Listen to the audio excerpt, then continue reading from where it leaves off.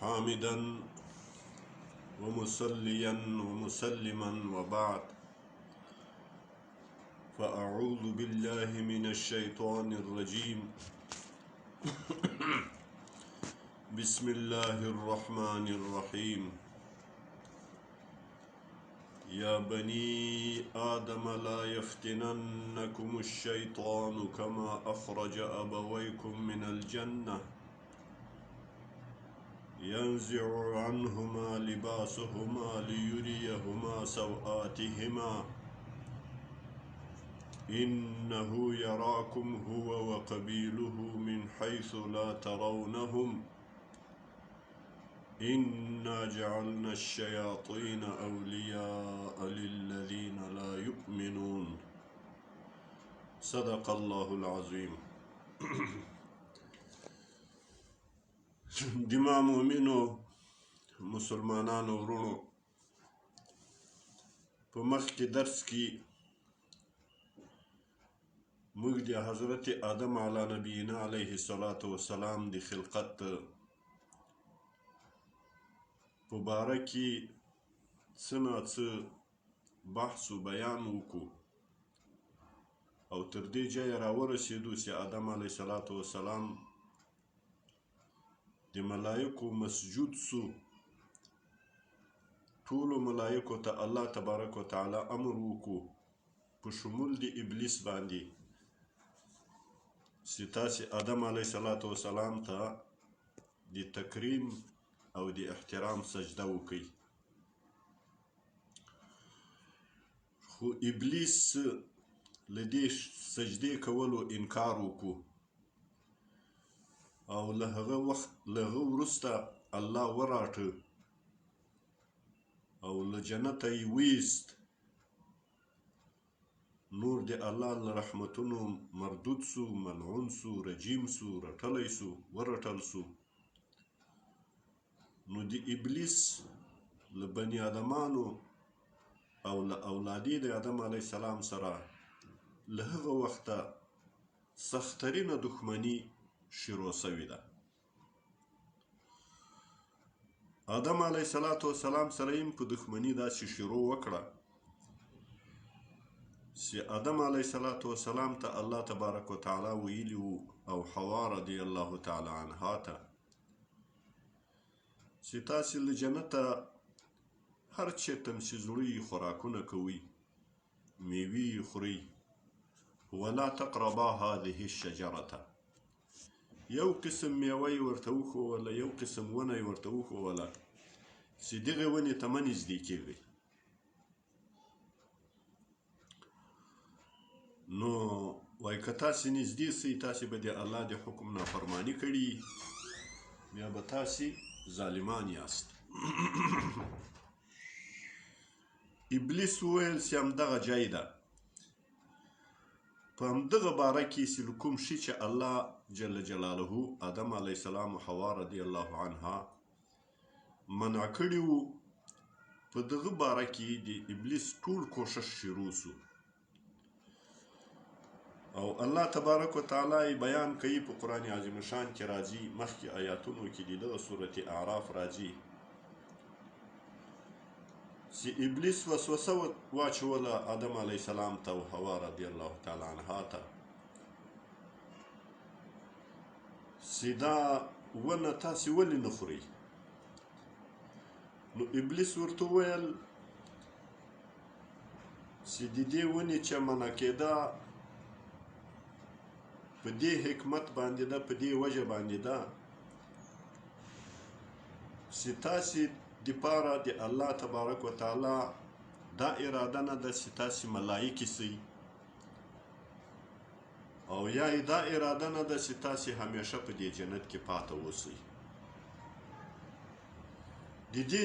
دې ونې چې له کومې چې تاسې بند سوي یاست، په دروغو یې ورته وویل چې د دې ونې دوه خاصیته دي، داسې هر څوک وخوري یا خو ملایکې تیر جوړیږي او یا به همیشه بیا په دې جنت کې پاته یي، د وتلو هیڅ احتمال بیا نه پاته کیږي. نو داسې اوس الله تاسې له دې بند کړي یاست، نو الله به علم لري چې تاسې ته د الله څه اراده ده. نو په دې وسواس سره چې آدم علیه السلام ته ابلیس ورواچاو، نو آدم علیه السلام په تقاضا بشري باندې په فکر کې ورتیر سو چې نو که ملک یې سوم دا ډېر بهتره خبر ده، او چې احتمال د خروجو د ایستلو له جنته چې ختم سي او دایما همیشه په دې نعمتو جنتو کې یو، نو دا خو هم ډېره لویه کامیابي ده. نو په همدغه بنیاد باندې آدم علیه السلام اراده جوړېده چې دغه ونې ته نږدې سي او دا ونه وخوري، د دې ونې میوه وخوري. او ابلیس به قسمونه ورته کول، موقت و مضبوط او ټینګ قسمونه یې ورته کول چې زه د تاسې دپاره ناصح یم، د تاسې خیرخوا یم، دا خبره د ما کې تاسې شک مه کوئ. هغه و چې آدم علیه السلام او حوا رضی الله تعالی عنها د همهغه ممنوعه ونې چې هغه یا د غنم دانه وه، یا د انځر ونه وه، یا د انګور ونه وه، چې هر څه و هغه خو زموږ مهم مسایل په هغه پورې بند نه دي، خو مطلب یوه ونه وه چې الله پاک پرې باندې بنده کړې وه. نو دوی هغه وڅکله، ویې خوړله. چې کله وخوړله نو د دوی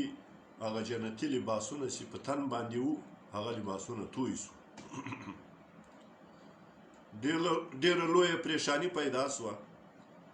د جنت ورقې به یې راخیستې، په ځان باندې به یې تپلې او په دغه باندې به یې ځانونه پټول.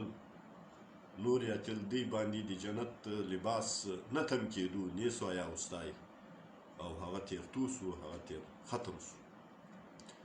نو الله جل جلاله همدغه واقعه بیانوي او فرمایي یا بني آدم، ای زمنو د آدم علیه السلام، لا یفتننکم الشیطان، په فتنه او په دوکه کې دې وانه چي خامخا تاسې شیطان، په فریب د شیطان کې رانسئ. کما اخرج ابویکم من الجنه، لکه چې د فتنې او د امتحانو د دوکې په نتیجه کې ویستل مور و پلار د تاسې له جنته، او په داسې حالت کې ویستل الله تبارک وتعالی د شیطان هغه سخته دښمني وس اولادي د آدم علیه السلام ته بیانوي په قرآن عظیم شان کې، چې په داسې حالت کې ویستل چې ینزع عنهما لباسهما، ویستلې له دوی دواړو چا لباسهما، جامې د دوی دواړو، چې کوم جنتي لباسونه دوی اغوستي وو او کوم لباسونه یې په تن باندې وو، هغه یې ترې ویستل. الله تبارک وتعالی د محاورې په طور باندې، لکه په انسانانو کې دا یو تعامل ده، یو محاوره ده، چې یو څوک سخت دښمن دی یو چا یي، نو هغه وایي چې دا کس زموږ داسې دښمن ده چې زموږ جامې هم په تن باندې نه راته پرېږدي، او دام لوڅوي او دام رسوا کوي. الله تبارک وتعالی د هغه اسلوب حکیم په تقاضې باندې ورته وفرمایل چې ینزع عنهما لباسهما، ویستلې له دوی دواړو چې جامې دي دوی. نو چې د چا د مور د پلار څوک چې د چا د مور د پلار داسې بې عزتي وکړي، نو د هغه په مشوره باندې به بیا څنګه رواني، د هغه خبره به بیا څنګه مني، د هغه وسوسه به بیا څرنګه مني. او په مقابل د ډېرو نصوصو کې د پیغام د انبیاوو کې، د رسالت د انبیاوو کې، د دعوت د انبیاوو کې، چې انبیاوو کوم دعوتونه ورکړي دي، د انبیاوو وارثان کوم دعوتونه ورکړي دي، هغه په خلاف باندې بیا د همهغه دښمن هغه وسوسه مني، او د الله حکم، د پیغمبر دعوت او د پیغمبر د وارثانو دعوت دا ټول شاته کوي. نو الله پاک فرمایي چې ینزع عنهما لباسهما ویستلې له دوی دواړو جامې د دوی دواړو لیریهما سوآتهما چې وروویني دوی ته هغه سترونه د دوی او مستور عورتونه د دوی وروویني. دا هم په ډېر صراحت سره الله تبارک وتعالی فرمایي چې یو جامه ایستلي او یو داسې جامې ایستلي چې هغه بې ستره کېږي، هغه بربنډېږي، هغه لوڅېږي. نو آدم علیه صلات وسلام سره او د موږ تاسې لمور حضرت حوا رضی الله تعالی عنها سره ابلیس په جنت کې داسې معامله کړې. الله تبارک وتعالی وایي چې د شیطان او د ابلیس له دښمني سره ډېر بیدار اوسېږئ. دا داسې یو دښمن ده چې تاسې یې په سترګو نه وینئ. انه یراکم هو وقبیله، بېشکه دا ابلیس ویني تاسې دی او قبیله د ده، اولاده د ده، ذریه د ده، من حیث لا ترونهم، له هغه ځای او له هغه مکان او له هغه فاصلې چې ویني چې تاسې نه وینئ دی. که هغه د تاسې په بدن و تنه کې چې شیطان د انسان په وجود کې وایي ابلیس د انسان په وجود کې داسې حلول لري لکه مایع چې په اوبو په سمندر او په دریاب کې ګرځي او راګرځي. نو که د انسان په وجود کې هم دا ابلیس انسان نشي لیدلی او که د باندې په خارجي وجود کې هم انسان یې نشي لیدلی، خدای او قبیله او ذریه د ده انسان په هر حالت کې ویني.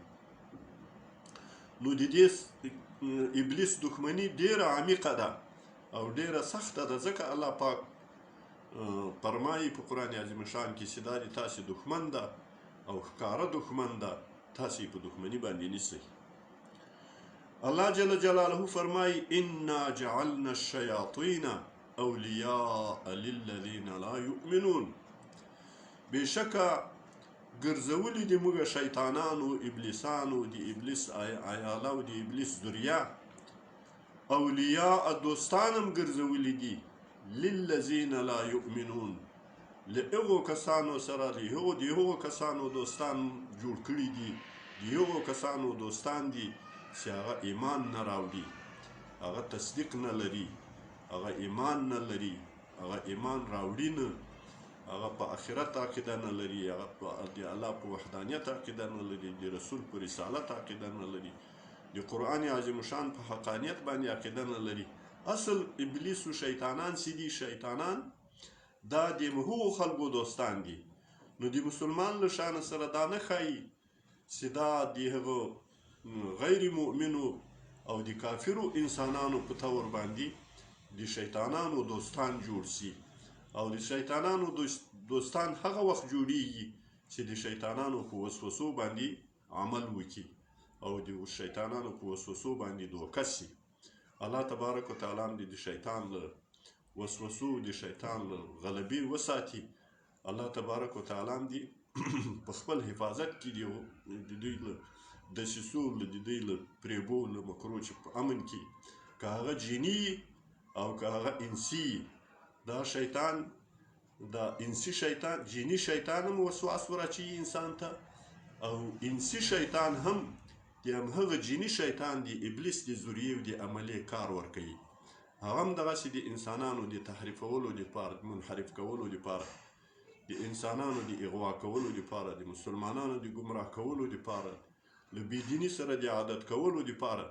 هغه هم کوشش د دې کوي چې هغه مسلمانان له حقې لارې چې منحرف کړي، راویې ګرځوي او د باطل په لار باندې روان کړي. دا جیني شیطانان په وسوسه کار کوي او انسي شیطانان په مجلسو کې ورسره ناست دي، خو خبرې دي او لارو طرف یې د ابلیس د ذریې په هغه طرف باندې. نو الله تبارک وتعالی هم دې له دواړو فرقو د دغه شیاطینو چې وساتي، الله هم دې ایمانونه محفوظ کړي. أقول قولي هذا أستغفر الله لي ولكم ولجميع المؤمنين.